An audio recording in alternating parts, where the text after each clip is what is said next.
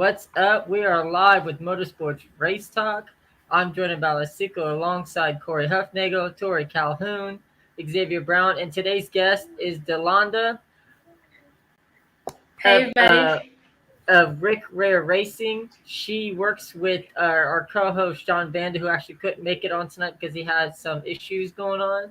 So Delonda, if you don't mind, tell us how you made it to NASCAR. All right. So I'm from France. I was born in Paris, grew up there. And then I got a first scholarship to play soccer in Miami. And from there, I tried out for the NASCAR Drive for Diversity Peak Crew Development Program. And then I moved to Charlotte, and then I trained 6 months at Rev Racing. I was coached by Phil Horton. And then a few months later, I had my first NASCAR race, and I was working as a peak crew. Nice. So is Rick Rare the only team you've pitted for so far? The only cup team, yes, but I've pitted in the Xfinity Series, pitted for Jimmy Means and Mike Harmon Racing. Okay. I've pitted in the Truck Series for CMI Motorsports and for Cram Motorsports, and the Arca Series I've pitted for Rev Racing. Okay. For speaking of Rev Racing, a few weeks ago or whatever, probably about a month ago or so, I had Regina Servant and LeVar Scott from Rev Racing on the show talking about their journey in NASCAR. So Yeah, I yeah, think they're it's really cool. yeah, and back in you'll probably think this is pretty cool. Back in February, I did a on another podcast. I did an interview with Bill Lester. Well, it started out as an interview, but then just turned into like a conversation. Two dudes just hanging out, having a nice civilized conversation. And Yeah. I was talking about the NASCAR diversity program, and my main subjects was on Brianna Daniels, Wendell Scott, and anybody else who's actually gone through that program since it's been in its exception. I did not come across your name at all. Yeah. When did you actually become a part of the NASCAR Drive for Diversity program? In 2019, so like 2 years ago. Okay. So right now I'm doing my second season in NASCAR. Yeah. First season was tough because COVID-19, so I didn't do Hmm. much. So my name was not out there. This is the first season I truly do. So yeah, 2019. And I know you, Brianna, and Brianna O'Leary was in Yeah. some kind of art in some kind of article for People magazine. Is that correct? Oh yeah, yeah, that's correct. So we are the only three women speak crew right now so far. So yeah, the article is about like changing the game in NASCAR, like having different people and having women as pit crew, how we change things. Okay. Yeah. Okay. Corey, Xavier, Tori, guys, got any questions?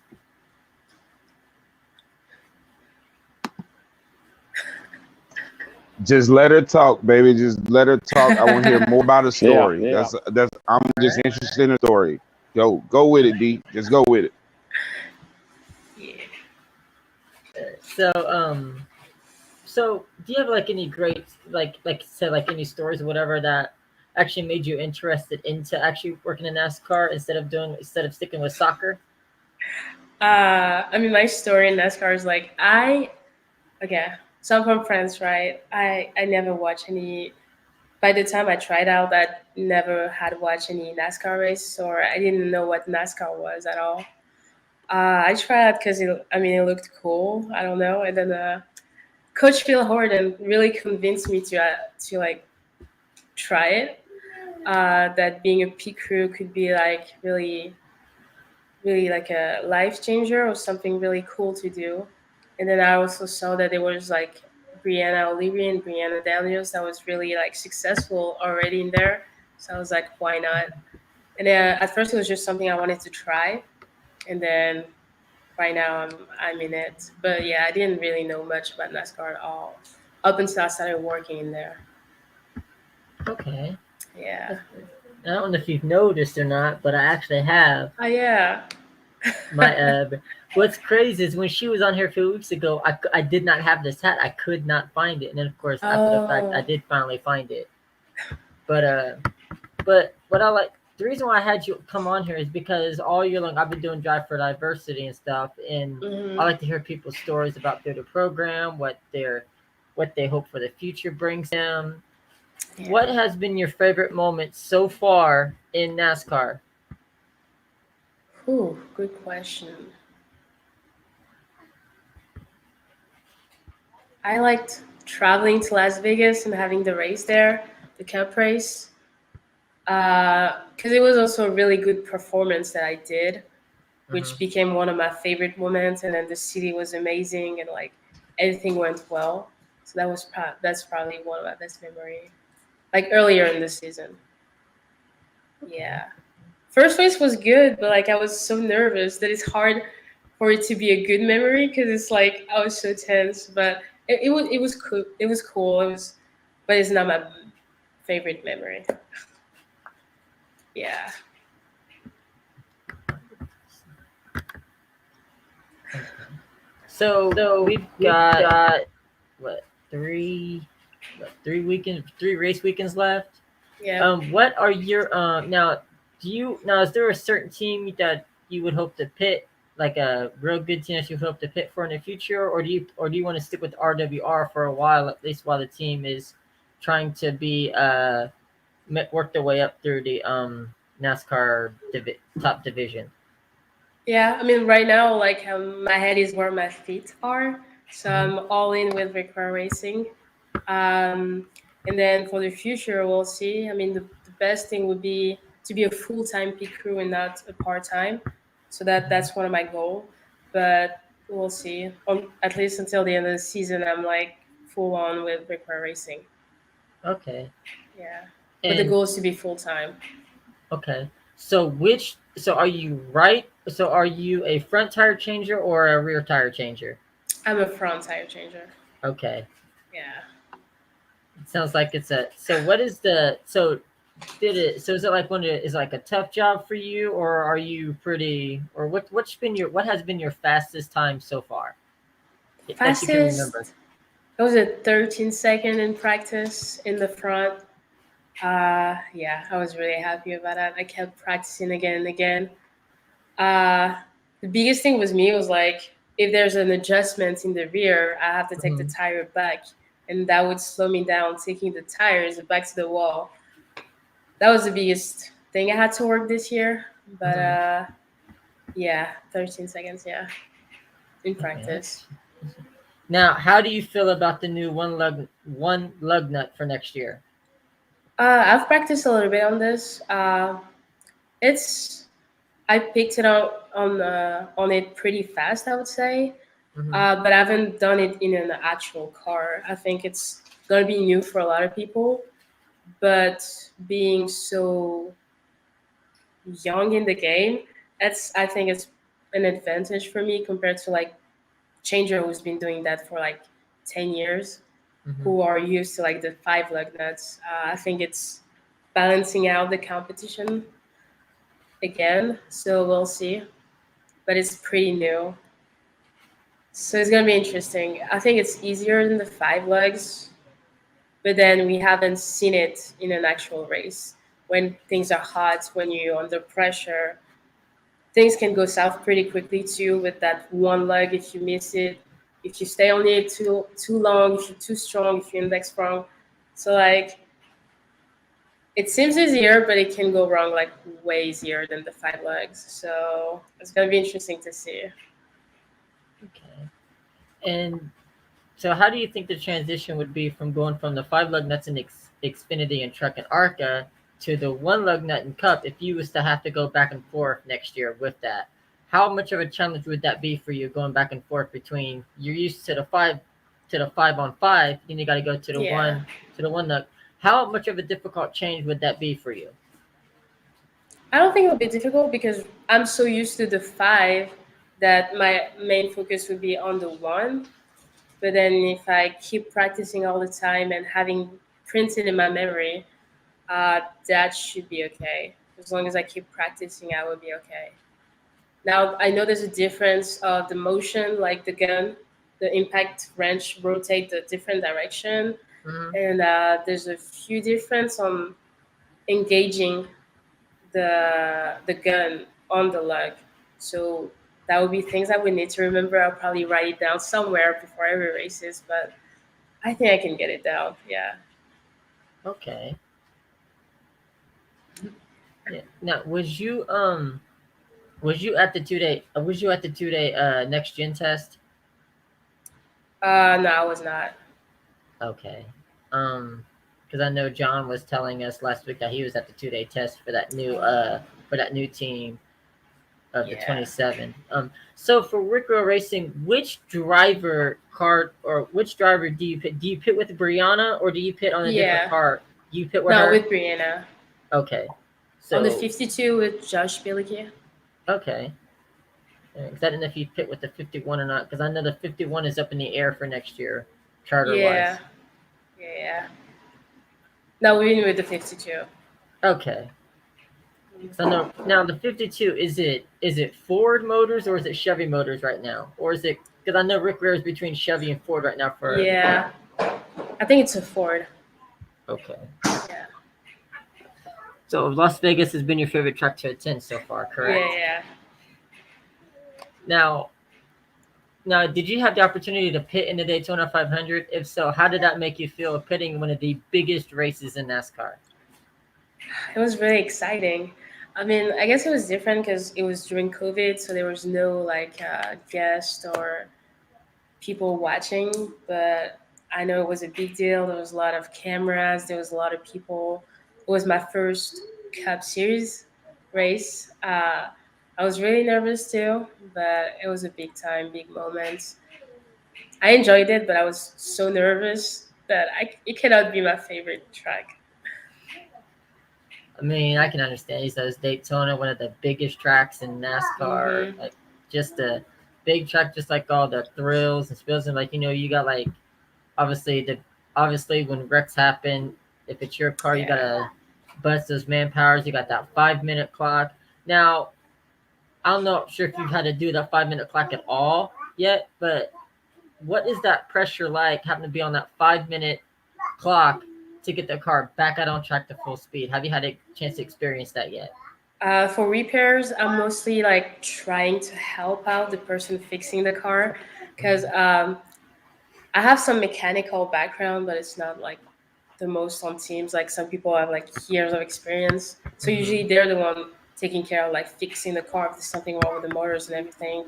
I do like the packers or something in the front related to tires, but when it comes to the engine, that's like usually somebody else. But I always make sure I'm ready to help, opening the top of the car, doing something.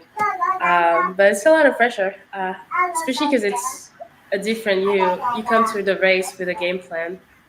Something happened, a crash happened, then you have to adjust and be really quick. So that's a lot. But I'm always ready for this, and yeah. Well, that's good.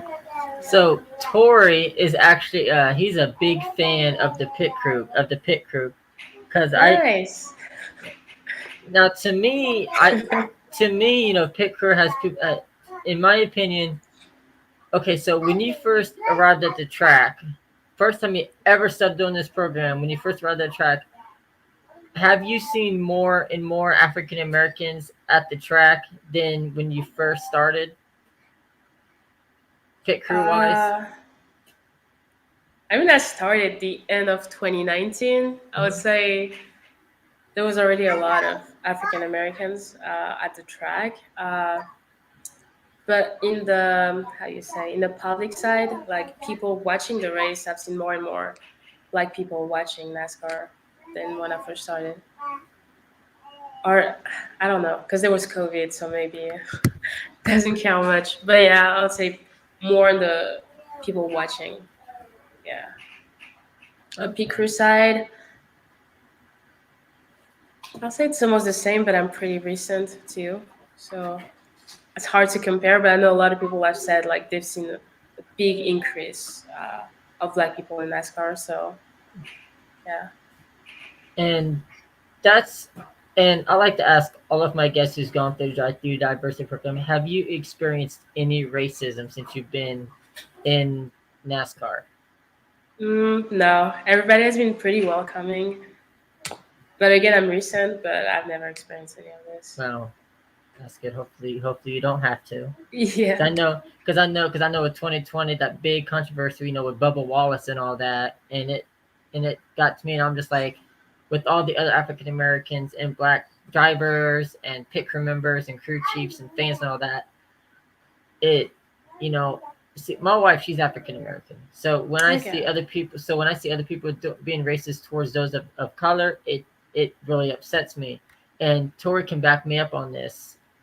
I've because I've experienced it before because I have a biracial daughter, an African American daughter, or African American wife. So it's just like when I hear other people talking about, oh, like you don't belong here. This isn't a sport for you. It's for mostly the rednecks, stuff like that. It bothers me, but seeing more and more people of color in the sport of NASCAR makes me happy because I know they've gained a lot of fan base since 2020. Yeah. So Hey Jordan, I actually meant to ask you. I should ask you this, like when you first met me, co-host or whatever. Yo, would we get in trouble if I did the Stone Cold salute when you do comments like that? You no. know, like, oh really? So could you do me one favor? Could you repeat that part when you said that they look at people of color and say like you don't belong here? You do that one more time for me. Yeah. For Go ahead, those do of it you again. for those of you that hate on Bubba Wallace and all the other African Americans in NASCAR, Tori has an answer for you. There you go, right there. Listen here. I'm gonna say something real quick. It's totally off the subject. I have a homeboy. We went to college together. Whatever.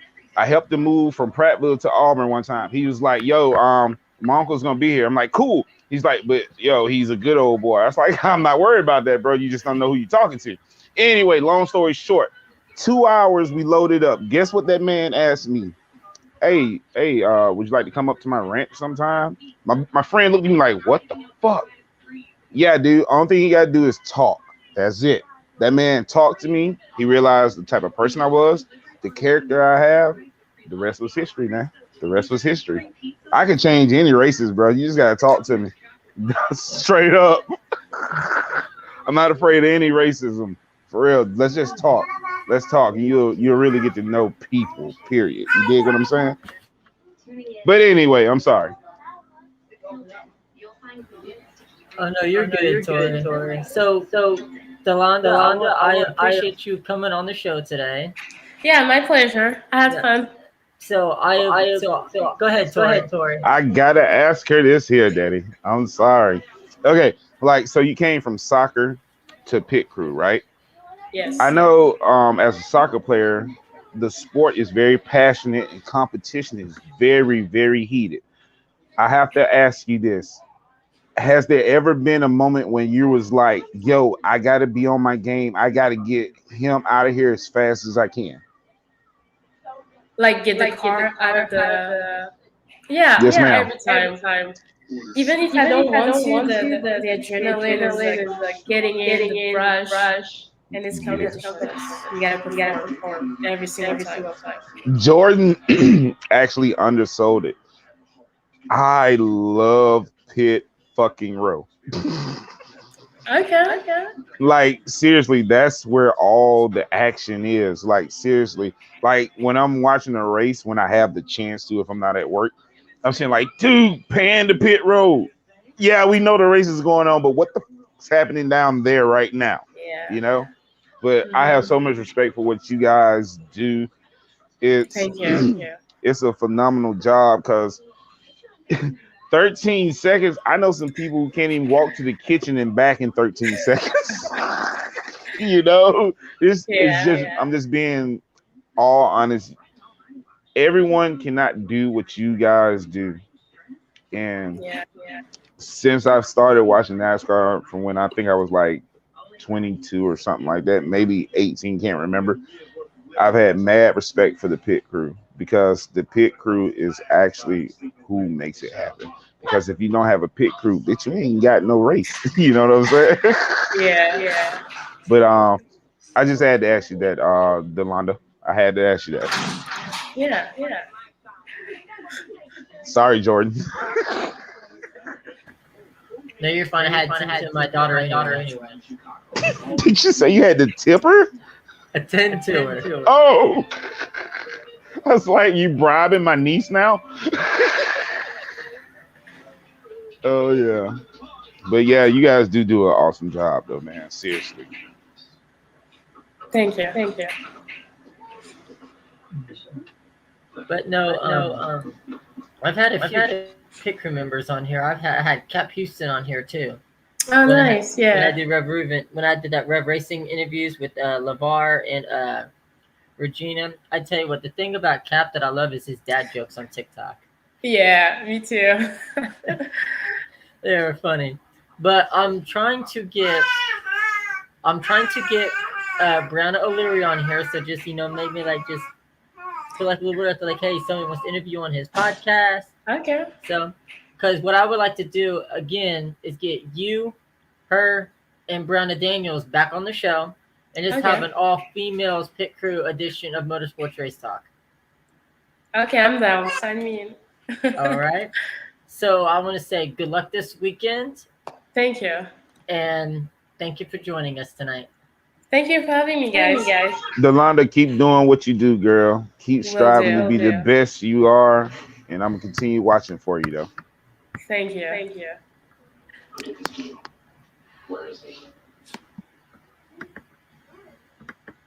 My bad, Xavier. All right, I said, hey, that was pretty cool, actually. Dude, for real, bro. 13 seconds. I wasn't joking. It was good. Wow. Okay. Yeah. So before we go with the Texas, I actually over the weekend was the Texas dirt races. And check out these awesome throwback car stories. All right, let me see what you got. Wow. Oh, now that's nice. Oh, yes. Yes. All right. Ooh. Oh, that one I love. Okay, then. Yeah. Yeah, it was the first one stole all the thunder. Oh, it's not done yet. Let's see what we got. Okay. All right.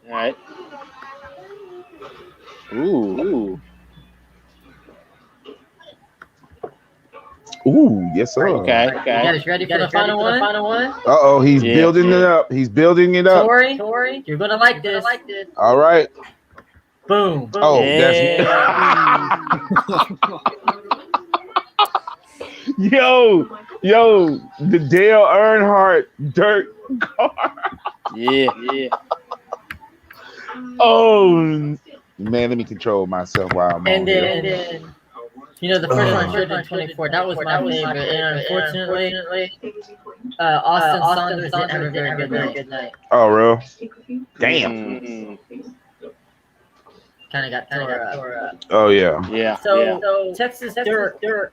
So basically, what Texas Dirt Track did was they did a special throwback night for like NASCAR guys. It was the first one they ever did. I think it was pretty cool, honestly. When I saw some of those throwback cars, I was like, sweet. Yes, like sir. the iconic DuPont bag, the Lowe's, Kellogg.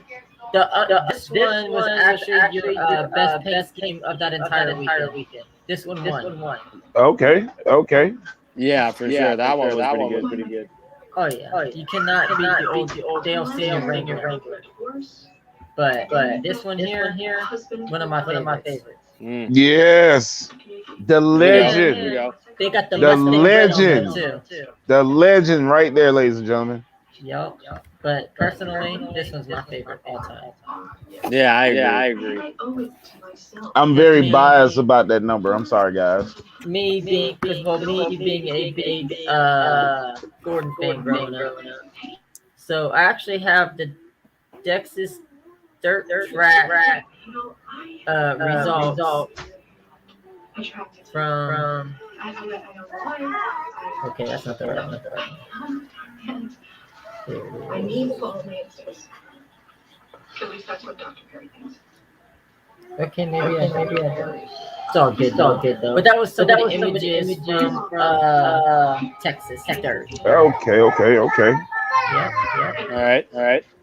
But I still Let's see. So last week, F1 released their schedules for 2022. So here is the 2022 F1 schedule. All right, what we got here? All right. So we got Bahrain. Tori, go ahead. You.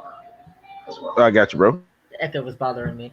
So we got Bahrain opening up on March 18th and the 20th. Saudi Arabia, which is actually happening in December this year for the very first time.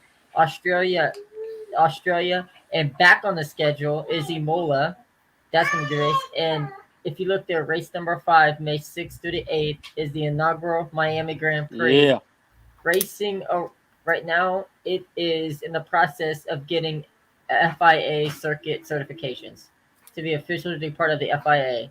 Then we got Spain, which is subject to contract. This is possibly next year is the final year under the Bahrain under Spain's contract. You got the big one back on Memorial Day weekend for the triple header of Monaco. Okay. You got Monaco Indy 500 and Coke 600 on May 29th next year. You got Baku on June 12th. I was not going to try it. Race 9, they go back to Montreal. Because Montreal Grand Prix did not happen. Canadian Grand Prix did not happen last year. Right. Or this year due to COVID regulations. United Kingdom, back to Silverstone. Austria, France. They're actually at a new track for France next year, actually. So then you got Hungary, Belgium, Netherlands. Now, the Belgium Grand Prix this year had severe rain. Yeah. So hopefully it's better. And then you got Italy. So you got two Italy races next year and 2 United States races next year. So it's going to be interesting to see Italy, Russia, Singapore. Singapore is back on the schedule after being canceled this year due to COVID. And it's also subject to contract. Japan returns to the F1 schedule. Turkey is out. Because of Imola and the addition of Miami. Yeah. They go back to the United States Grand Prix on October 23rd. That's actually a contract because Miami is possibly going to replace COTA for the United States Grand Prix. Then they go to Mexico. So this is the time first time they're ever doing back-to-back United States Grand Prix in Mexico. It's usually spaced out. They decided to do it differently next year to keep them in North America. Then you got Brazil and closing it out in Abu Dhabi once again. So thoughts on the 2022 schedule? Hey Corey, why did you gasp like that? What's up? A moment ago, I can't remember which race Jordan was talking about. You was like, I would probably just say one thing. Looking at the F1 schedule for next year, I'm very excited to see that they're going to be racing in 2 United States areas next year, which will be COTA and then also Miami, which will be brand new as well. And Canada, I'm really excited about that too, because the one thing I think about Montreal is when Xfinity used to race at back then, which of course I don't race there now, but honestly, like I haven't really watched like any Formula One races. I mean, the only one I watched was I think it was the one like right around like Bristol Dirt Weekend. I forget like where they raced at, but that was pretty much the weekend where all the races got rained out to Monday. And of course, Formula One, that was the only race that was on. So I figured, all right, I'll check it out and see how it is. And sure enough, I watched the race from start to finish. I thought it was all right, but I did not know that F1 pretty much has a longer race schedule than NASCAR does. And looking at the schedule, I was like, oh shit! Like they pretty much end like the week leading up to Thanksgiving, which NASCAR used to do before. But now, of course, the season pretty much ends a few weeks before Thanksgiving because they want to end the season a lot earlier, so that they don't want to compete with the NFL, for ratings and all the other bullshit, whatever. So, But no, I mean, next year I'm definitely going to try and watch all the F1 races next year. I don't know how many, but I'm definitely going to tune in and watch because I actually have a neighbor of mine that's a huge F1 fan, and he tells me all the F1 races that have been going on. And to me, I kind of think to myself, like why do I not watch this? It's kind of weird because like the only races that I do watch is pretty much NASCAR and IndyCar. I mean, I'll watch like a little Formula One, but not like too much. So, but other than that, I'm really excited for the schedule next year. And not only that, I'm looking forward to F1 racing in Miami next year as well. Xavier, thoughts on the new schedule? I like how they added more races in. 22. Gives us American fans more experience to it. Mm-hmm.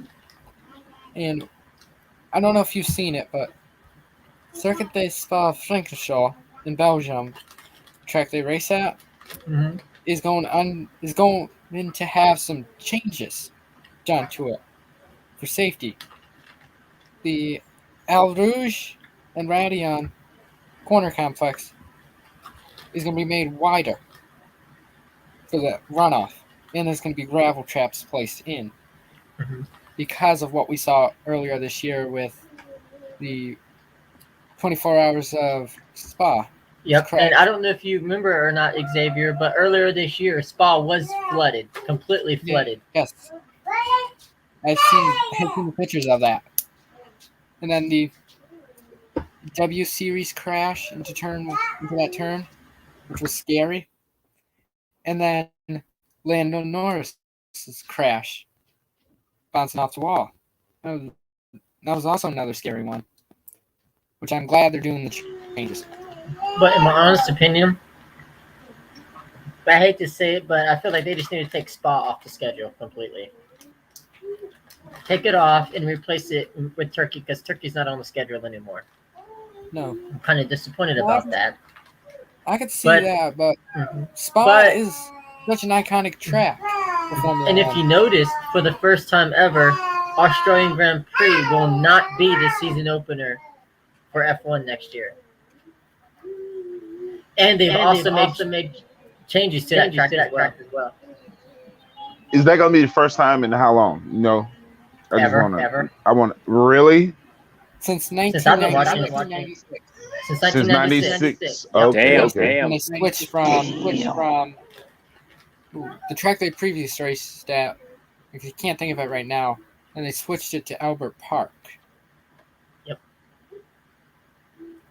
Now the one track I'd like to see Formula One race on, but they won't because it's not FIA approved, is Bathurst.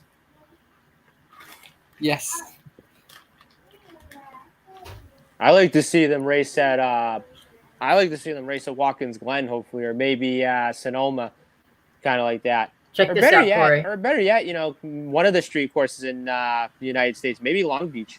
Back in the day, All the right. United States Grand Prix was hosted at Watkins Glen International back in the 60s and 70s. Yep. And I remember that was the time when, of course, I think around that time, that was when James Hunt and Niki Lauda, you know, those were the two rivals that were racing each other, you know, yeah. for the championship Yeah. that year. And actually, if you've never seen the movie Driven with who's that Hemsworth brother, the one that was in that movie, I forget his name, but Oh, you're talking about Rush. yeah, Rush. With, But that movie Chris Rush, Hemsworth. if you've never seen that movie, it was very interesting. The fact that, you know, it talks about how that rivalry went on over the years. And oh my goodness, my favorite part from that movie was when, if you guys haven't seen the part where, you know, he's driving the girlfriend, which was then wife, they're driving down the street and then all of a sudden their car breaks down and they get a hitchhike from these two guys, whatever. And the two guys are like, holy shit, is that Niki Lauda?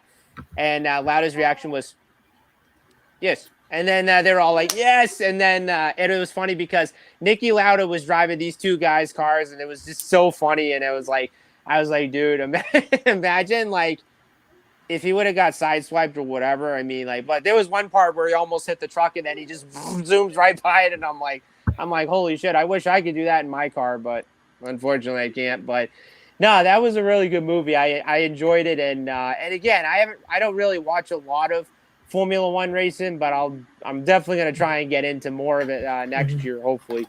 When you mentioned Driven, Corey, you was thinking, oh, that movie was Sylvester Stallone. Yeah, that was the one that I meant. And actually, it's funny That was because a good one. I've never seen Driven.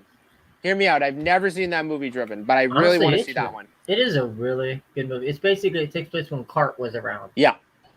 So, Hey, Corey, real quick, why Go do ahead, go ahead. why do you, Jordan, want to see it on? I can't remember the name of the course. But why do you want to see F1 back there in Corey, the place that you mentioned?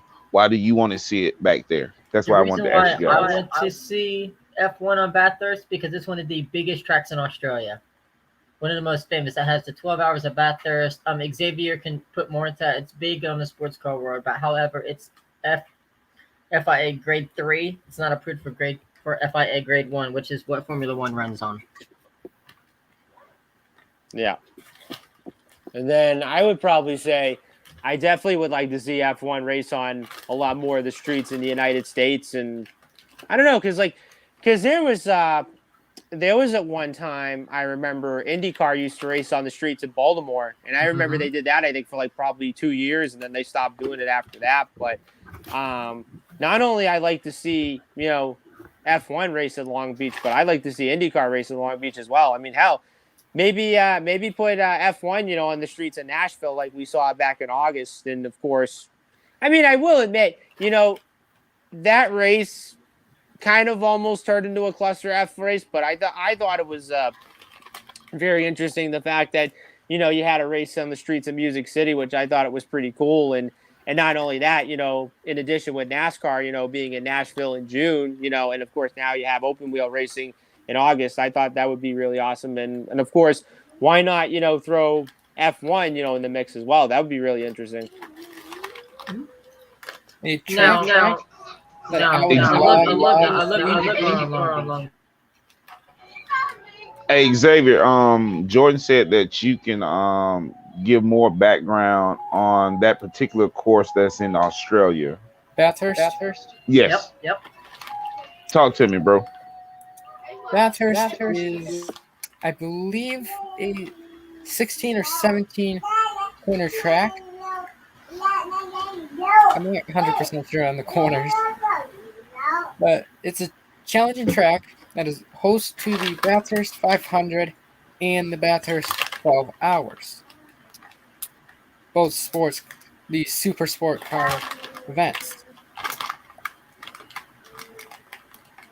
Bathurst itself, at the start-finish line, is in the middle of a mountain, and as you go up the track, you go up on top of the mountain, you go through the corners at the top, really tight corners, then you come back down to come back to the start-finish line.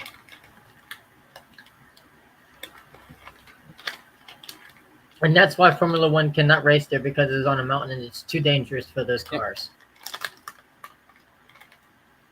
That's crazy. Yeah. That's like climbing Mount Everest. But like I was going to say, the track that would be really interesting for Formula 1 is the Charlotte Roval. Now that's I'd like to see F1 race.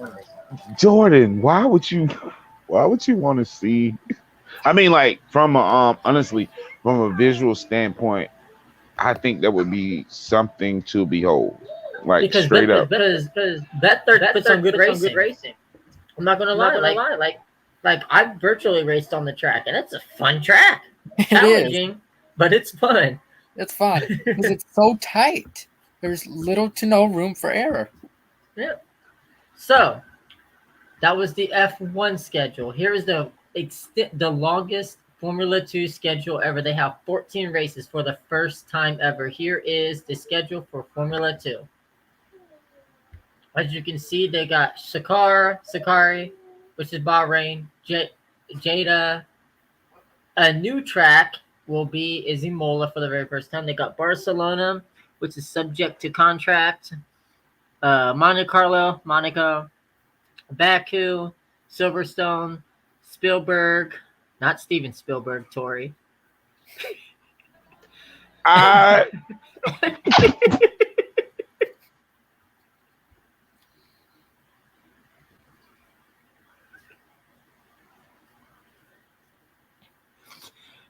Budapest, Spa, Zandvoort.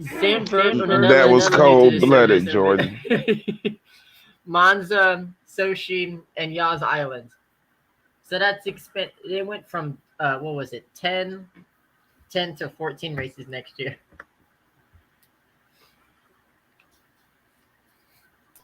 I'm never gonna forget that, Jordan. It's all fun. Oh, that. I like that. That was very, very organic. You actually got a hell of a laugh out of me, brother. Oh, Just having a good time. yes, it's And all then, good. so yeah, they did. So they extended the schedule next year. So they have 14 races instead of the normal 10. So they don't run all the tracks that the F1 does either. And then here's the Formula 3 championship. 9 races next year with the addition of Sekar, Bahrain, and Imola in Italy. So you got Barcelona, Silverstone, Spielberg, Budapest, Spa, Netherlands, and Monza. What you don't notice on the Formula 2 is you don't see any United States races on there. So they will not be going to Miami, and they will not be going to COTA this year, like they did next year, like they did this year. So, and it looks like Formula 3 will wrap up September 11th, while F2 wraps up November 20th, and Formula 1 wraps up November 20th as well. So basically, Tori, how F1 and F2 and F3 works, they all race the same weekend. So F2 has two races. They have they have the feature race and the sprint race. Sprint race takes place on Saturday. Feature race takes place on Sunday, 2 hours before F1 hits the track. Same with F3. They hit, I think, 3 hours before that same weekend. So, yeah. But I had to put that Spielberg thing out there. And then our good friend of Motorsports Race Talk, Samantha Tan, is racing GT4 next year. No, GT3. I am sorry. She's racing GT4 this year, GT3 next year. And here is the 2022 24 H Series schedule that was just released this morning. You got 1 series, 7 races, 2 titles. You have the Champion of Continents title, which opens up January 13th, 14th, and 15th with the 24 Hours of Dubai. They close out that season title in November 20th of 2022 for the 24 Hours of Sebring, the second running. After Dubai, you have 6 hours of Abu Dhabi, which is a single event. And then you got in March, 12 hours of Mugello, Spa in April, Hockenheimring, the 12 hours of Hockenheimring in May, 24 hours of Portimao. So the races that was canceled this year was Portimao and Barcelona. They were all canceled this year because of COVID. So as you can see, they split it up between 2 titles. And then as you see, round 2 of the champion title is the result of the best European race. So that's going to be pretty interesting season next year. So we were in Texas over the weekend to Xfinity Race on Saturday. John Hunter Nemechek won that race. And John Hunter Nemechek is actually returning to Kyle Busch Motorsports next year, full-time in that number 4. Here is the current playoff standings for the Xfinity Series. You got Allmendinger, Cindric, and Allgaier and Gregson. So far, that could be your championship 4, but that could end up being your championship 4 for Xfinity next year. I mean, not next year. In November, championship 4. Thoughts on Texas on Saturday? All right, so I'm gonna just jump in, and I was watching the Xfinity race on Saturday, and honestly, I wasn't really too surprised that John Hunter Nemechek won this weekend. I mean, I know anybody driving in the 54 car, has been pretty fast, and of course, will be bound to win. I mean, you just look at the drivers that have won in the 54 car this year. You look at Ty Gibbs, who's won 3 races. You look at Kyle Busch, who already got 102 wins, and then, of course, got his last win in Atlanta. And now you have John Hunter Nemechek that comes in, and of course, so you just look at this kid. He did run the Xfinity Series full time 1 year, and then of course the team shuts down. Then he goes up to the Cup Series last year. Doesn't really have the best of runs, and of course, he runs for Front Row Motorsports last year, and of course, didn't really do that great in Cup, but now you see him in the Truck Series, and of course, he has 6 wins this year in the trucks for Kyle Busch, and pretty much, John Hunter is just the championship favorite without question in that series whatsoever. But you just look at the race on Saturday, and honestly, like, I would probably say, Daniel Hemrick, I really wish that he could have won the race on Saturday. I mean, he had a really good car, from like the first 2 stages, and then the last stage, I thought he ran all right, but he just didn't have enough momentum to catch that 54. And I think Hemrick could have probably had maybe like 4, maybe 5 laps to catch him, right at the end. But if you can just pop up on the standings real quick. So looking at the standings right now, I could basically just see this as the championship 4. I mean, you look at it, I could see Allmendinger and Cindric locking in with a win. I could see Allgaier possibly lock in on a win, or he could point his way in. And I could probably just say same for Gregson. But you just look at the guys on the bottom 4. You look at Daniel Hemrick, you look at Justin Haley, Harrison Burton, and Brandon Jones. I would probably say the only guy that's on that outside shot right now would definitely be Daniel Hemrick. And quite honestly, I wouldn't be too surprised if he wins this weekend at Kansas, because I have a feeling I think Hemrick could get that first win this weekend, because let's face it, Hemrick has came close pretty much 10 times in his career. I mean, the last time a driver in the Xfinity Series, I think that's finished second most of the times, was Dale Jarrett. And you look at Daniel Hemrick, and I kind of said this over the weekend, after the race was over.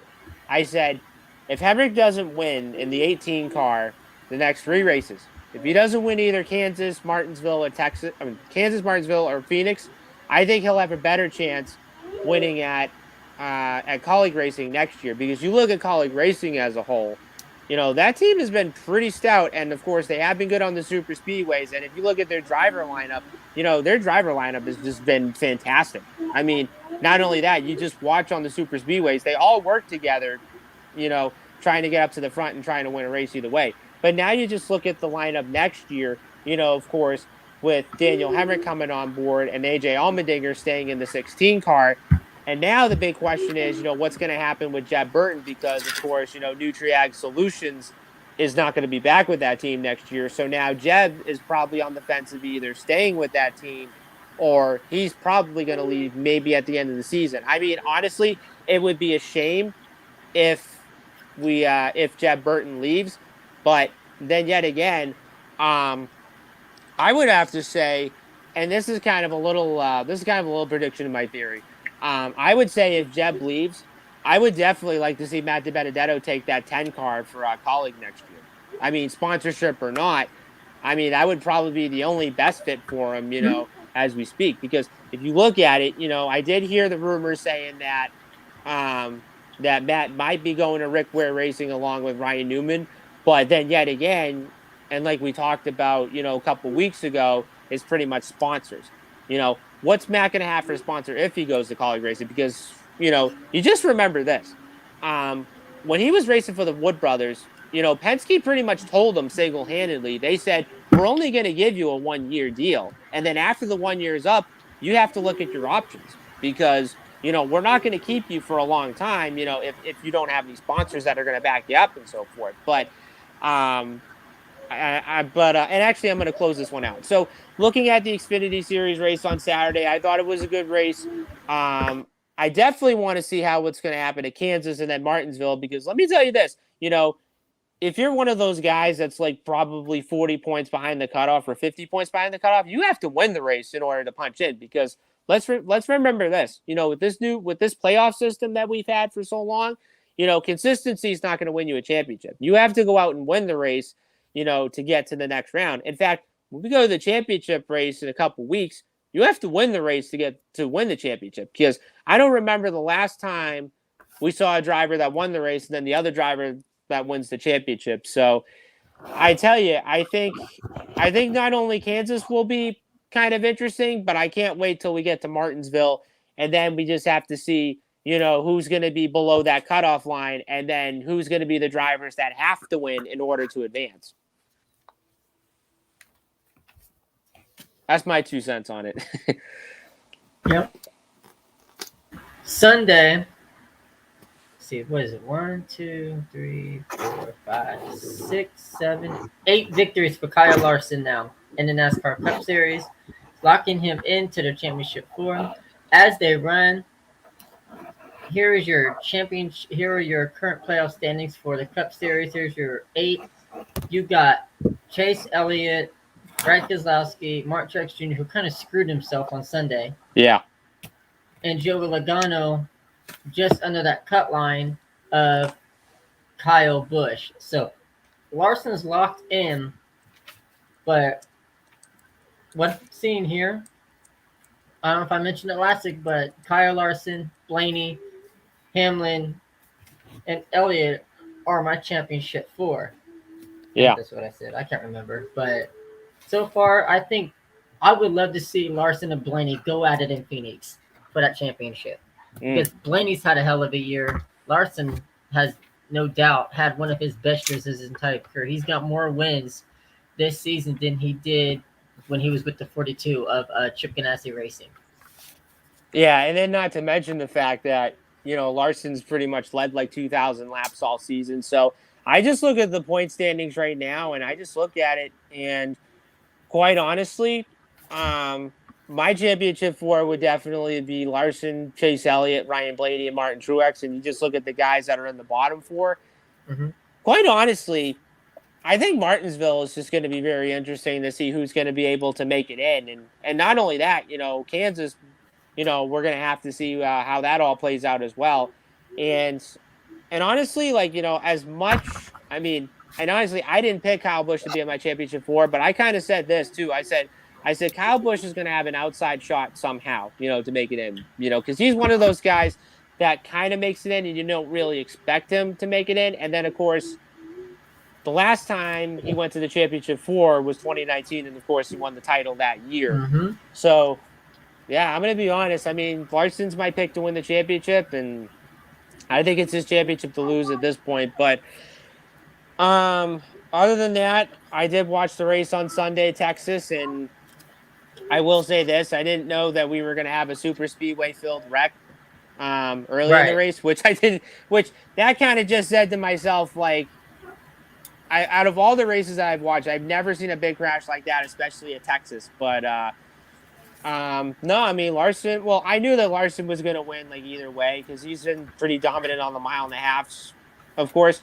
But my one little point I want to point out is if you guys remembered, the last caution where the one where Truex kind of slid up and hit the wall pretty hard, whatever, you could clearly see, on the replay that, Truex was given the 99 plenty of room. And you could pretty much see him, coming down, and then the 19 just slips up and hits the wall. And by God, the way that car hit the wall, you could pretty much see the outside barrier, kind of cave in just a little bit. And honestly, I don't blame anybody at fault for that. I call that racing. And even Suarez said on the radio, and even I heard it too. Suarez said on the radio that, he was trying to hold his line. He couldn't go down any further because if he would have went down further, there would have been a wreck. There would have been 2 cars that would have wrecked coming out of turn 3. And honestly, I don't blame Suarez for that. And honestly, he's right because he did hold his line and, he was trying to do, to either get that spot and, and try not to go down any further. But then yet again, Kansas coming up this weekend. I'm not going to be surprised if Larson wins that race either. And because let's face it, he's been pretty good on the mile and a half all year. I remember watching the 600. He was leading 95% of the race, and of course won. That just basically just tells you that's dominant performance, for that 5 team. So, but yeah, good racing this weekend, and I can't wait to see how they do this weekend at Kansas. Same.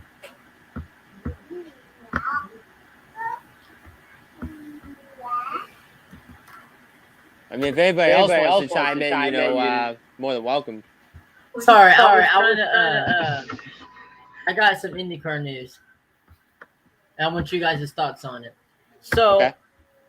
um, so, let's see. So, I don't know if you guys have heard or not, but Michael Andretti is pursuing an F1 team ownership. Oh wow. So, the main question is Colton Herta headed to F1? So, in case you haven't heard, various IndyCar and F1 websites, blogs, and message boards have all but placed Andretti Autosport and its namesake Michael Andretti into F1 paddock, despite no firm reports of such an agreement. What's more, many of those sites have Andretti taking driver Colton Herta with him. The first, so that would be interesting because Colton Herta, he's a hell of a driver. Oh yeah.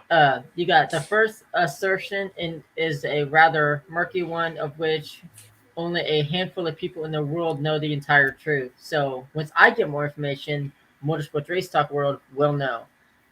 Second, even assuming the first may not entirely be crystal clear, but it's much easier to explain away with the rules, statistics, and more. So far, here's what I know, and here's what everybody else knows. Team owner Michael Andretti looks toward the skies late during practice for the Indianapolis 500 at the Indianapolis Motor Speedway on Thursday, May 16, 2019.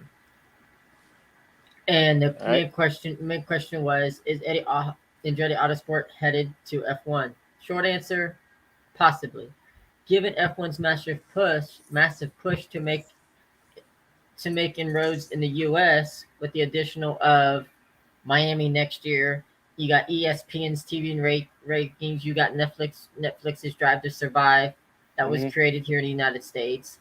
ESPN's TV ratings, and it's owned by an American media company, has lacked an American driver since Alexander Rossi joined IndyCar when he made this jump from F1 to IndyCar and has been successful by winning Indianapolis 500 his first year. So at this point, it seems everything is pointing to Andretti Autosport heading over to F1 next year. So in that case, that only means when you factor in Andretti's desire, the fact he and others have created a financial arm. But some of you don't know, his dad, uncle, Mario Andretti, raced in Formula One and also raced in the Indianapolis 500 as well as the Daytona 500.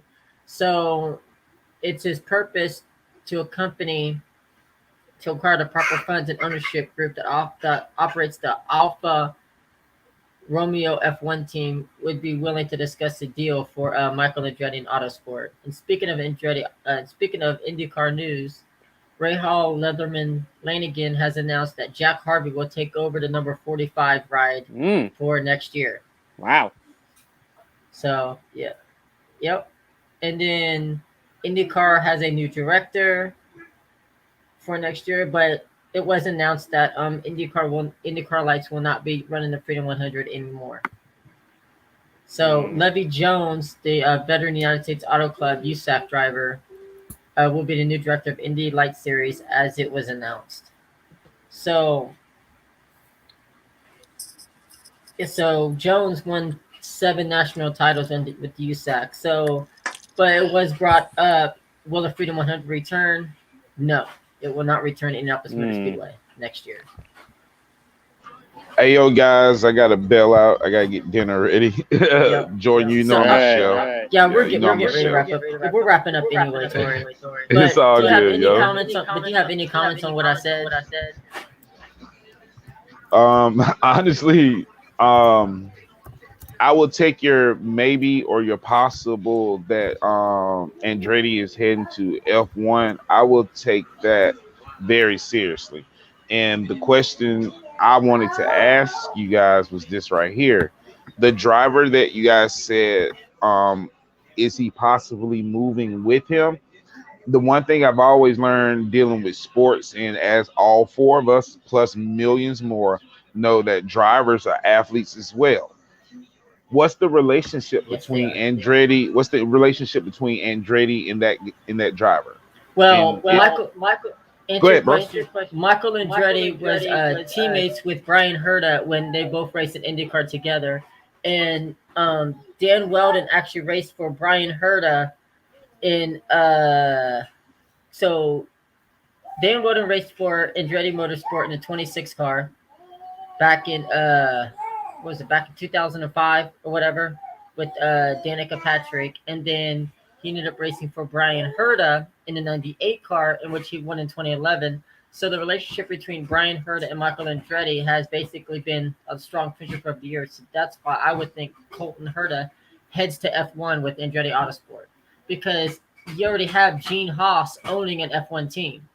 You know, Gene Haas teams with Tony Stewart for Stewart House Racing. Speaking of Tony Stewart, it was announced last Thursday that Tony Stewart Racing is headed to NHRA for a Top Fuel and a funny car. I mean, anything that involves four wheels, you know, Tony's going to do it anyway. I mean, come on. I mean, the guy has his own racing series. Well, him and Ray Evernham have their own racing series, SRX And video Entertainment. games. Oh, and video games too. But yeah, I mean, honestly, I mean, anything that has to do with four wheels, I mean, you know, Tony's going to do it anyway. But no, good for him though on that move. Yep. And also, back on that, so when Andretti announces at COTA that he has bought an 80%, so he has bought, Michael Andretti bought 80% share of Sauber Alpha Romeo F1 team. So that's a hint right there that he's heading to, and many people think that Colton Herta will be there and announced as a second driver to Sebastian Vettel. Wow. Yeah. So I mean, you got, so the two former F1 guys is Alexander Rossi and Grosjean, who actually got burnt last year during that Bahrain race. So yeah.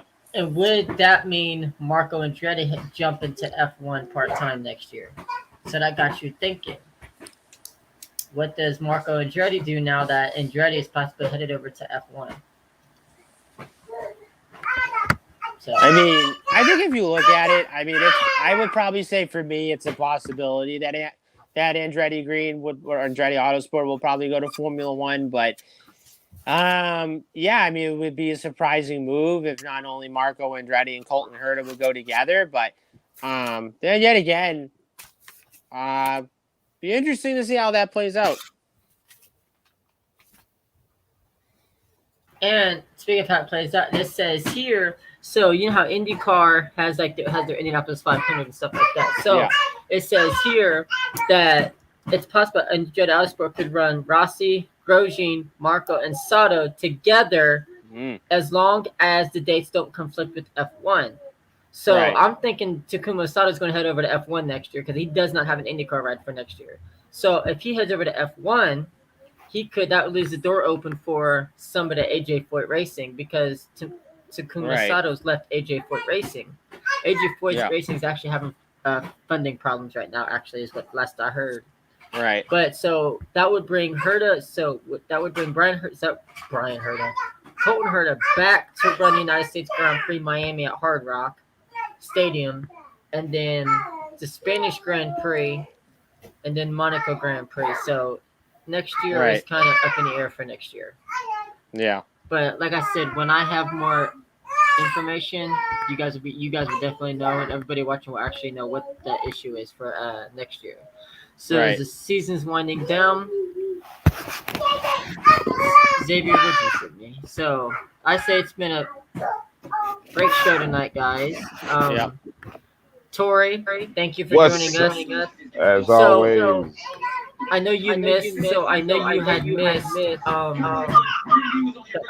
Woden tribute. I'll send you a link to it so you can check it out. Okay.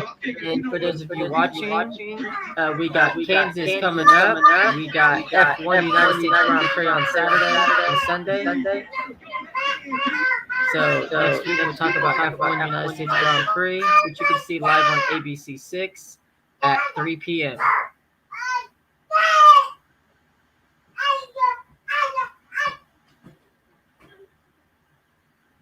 All right. So if I could just pick a winner for Kansas this weekend. All right. So Xfinity Race, I have a feeling. I think it's going to be Daniel Hemrick's race this weekend to win. I have a good feeling he's going to win. Texas, he came pretty close, but I think this will be the weekend he gets to win this weekend. And, of course, the Cup race on Sunday. No doubt, I think Kyle Larson's going to win back-to-back this weekend. AJ Allmendinger wins on Saturday. All right.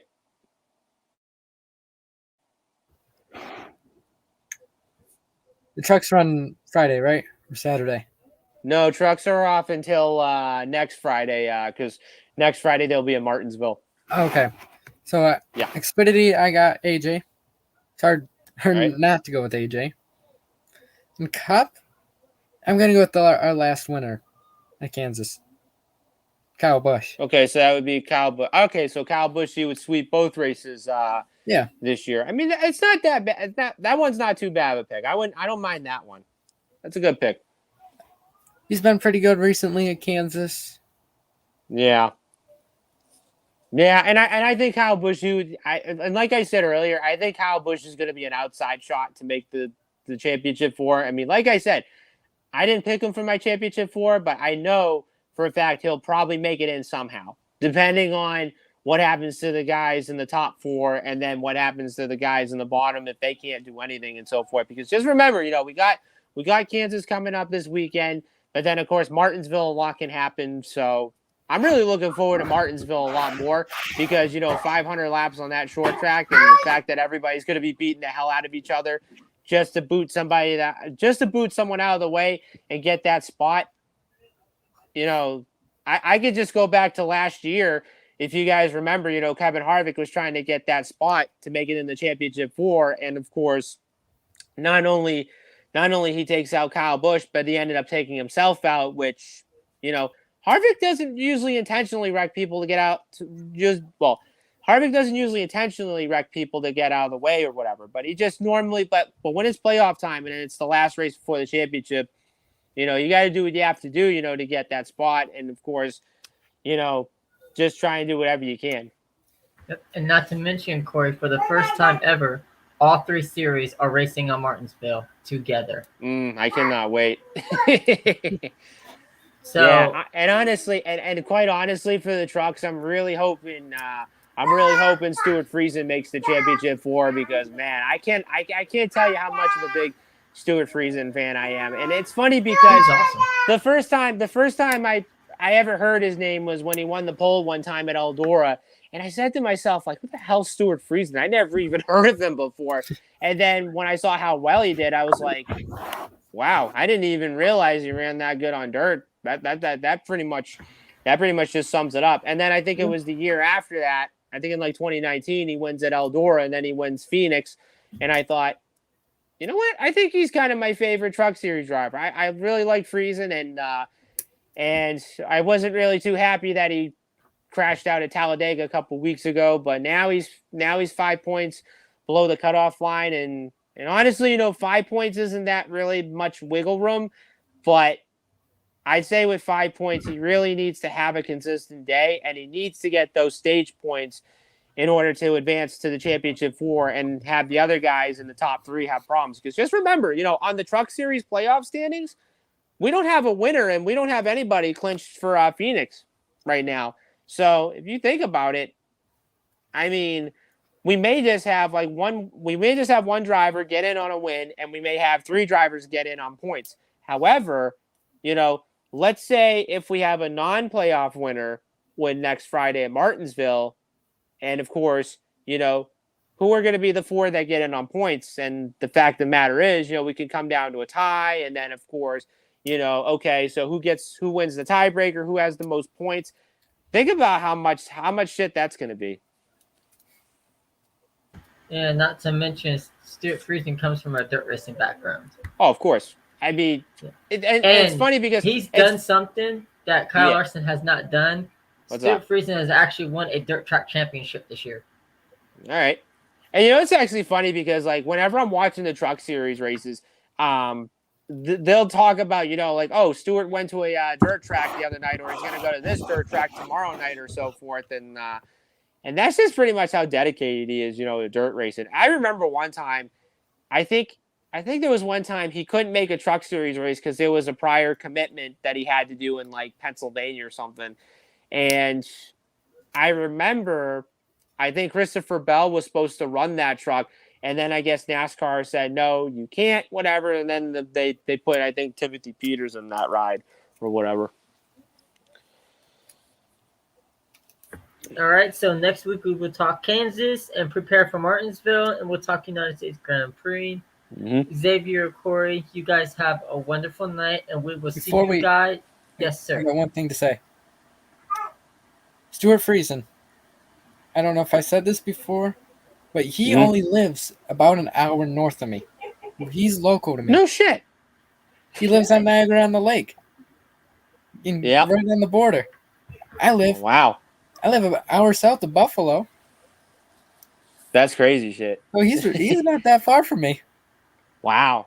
You know what's actually funny is I actually have a Stuart Friesen t-shirt, and I also got a Jessica Friesen t-shirt because, of course, his wife drove in the truck race at Knoxville back in July, and that was actually pretty cool that him and his wife, were running that race that night, which I thought that was awesome. I hope they do that again really soon. Yeah.